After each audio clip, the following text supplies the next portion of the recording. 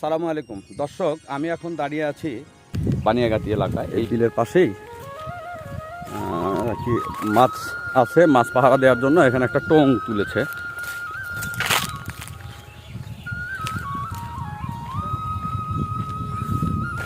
আর আমার ভাইজানেরা ফটো সেশনে ব্যস্ত, করতে থাকুক। তো আমরা এখন বিল এলাকায় বসে আছি। আর এই যে বিলে মাছ ছাড়া হয়েছে, ব্যক্তিগতভাবে মাছ ছেড়েছে এবং তারা টং ফলাইছে। আমরা এই রোদের জন্যে এই যে টঙের মধ্যে কিছুক্ষণ একটু রেস্ট নেওয়ার জন্যে বসে আছি, কারণ প্রচণ্ড রোদ আজকে। আর আসলে এই যে টঙের মধ্যে বসে থাকার আলাদা একটা মজা, দেখলেও মজা লাগে। ছোট ঘরের মতো একটা ঘরের মতো, এটা আলাদা আসলে মজা। আজকে কিছু করার নাই, হেঁটে হেঁটে দেখাই এলাকাটি।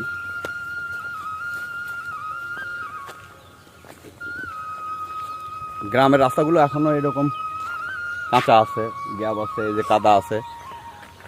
শহরগুলো এখন যথেষ্ট পরিপাটি, তাই না? শহরের রাস্তাঘাট যথেষ্ট ভালো হয়েছে, কিন্তু গ্রামের কিছু রাস্তাঘাট এখনও ভালো হয় নাই, এখনও না। আমরা এই ব্রিজ পার হয়ে ওই সামনে যে গাছ আছে ওইখানে যাব। হ্যাঁ, এই পাশে সেই বিলের কথা বললাম যেটি, এখানে সেই বিলটি। আর এইদিকে হলো এই ফসলের মাঠ। আর ওই যে সামনে গাছ আছে, ওইখানে সুন্দর একটি বসার জায়গা আছে, আমরা ওই দিকেই যাচ্ছি।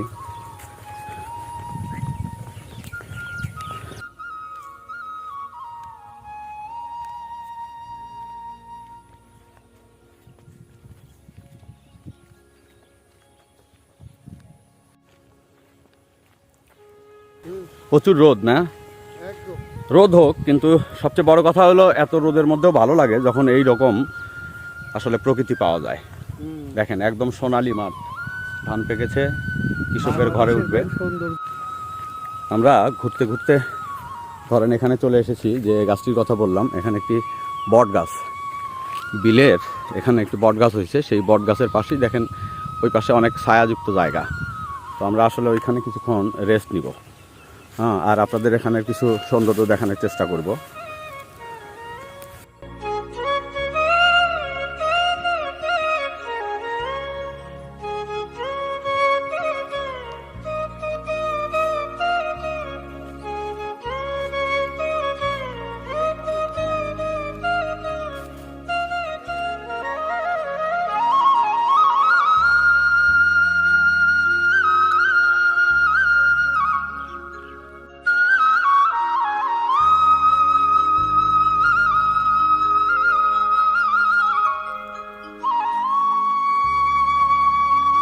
আর আপনাদের তো হাটে যাইতে আবার সে অনেকখানি ঘুরে যাওয়া লাগে, ওদিক দিয়ে যাওয়া লাগে, আবার এদিক দিয়ে আসলেও তো এই রাস্তা মেরে এদিক দিয়ে আসতেও তো ঘোরা লাগে অনেক। হ্যাঁ হ্যাঁ হ্যাঁ, এই এখানে নামেন, ভালো হয়েছে।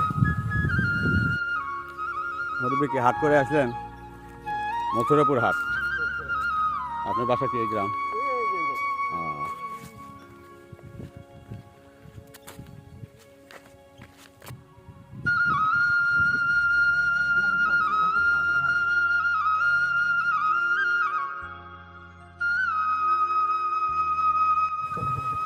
আর এই দলটির এই পাশে আমার দুই বন্ধু বসে আছে, আর চেষ্টা করছি আমি আপনাদের একটুখানি দেখানোর জন্য আসলে দৌড়টি কতটা সুন্দর। ওই পাশে অবশ্য মথুরাপুর যাওয়ার জন্য রাস্তা আছে, রাস্তায় ব্রিজ।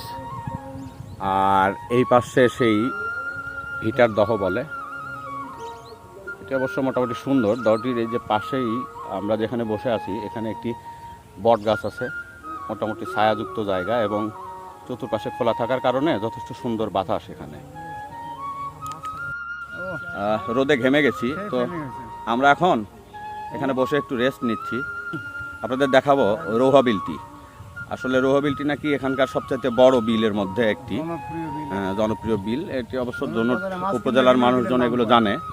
তো এই দয়ের মাছ নাকি অনেক স্বাদ হতো, কিন্তু বর্তমানে সমস্যাটা কোথায়, এগুলো লিজ নিয়ে এক্সট্রাভাবে মাছ চাষ করার জন্য এগুলো আসলে বাজারের রাসায়নিক যুক্ত খাবারগুলো এদের খাওয়ায় আসলে। আর খাওয়ার কারণে এই মাছগুলোতে কোনো স্বাদ থাকে না, দেশি মাছের যে স্বাদ ছিল সেগুলো থাকে না।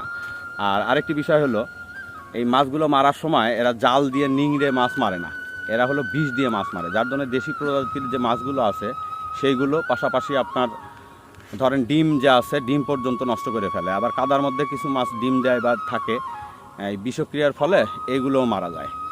আসলে এগুলো থেকে আমাদেরও পরিবর্তন হওয়া উচিত। এইখানে সেই বট গাছটি, বট গাছটি ইচ্ছে করতেছে ছোটবেলায় ফিরে যেতে, অর্থাৎ এই বট গাছটি ওই ডালে ওঠার ইচ্ছে করতেছে।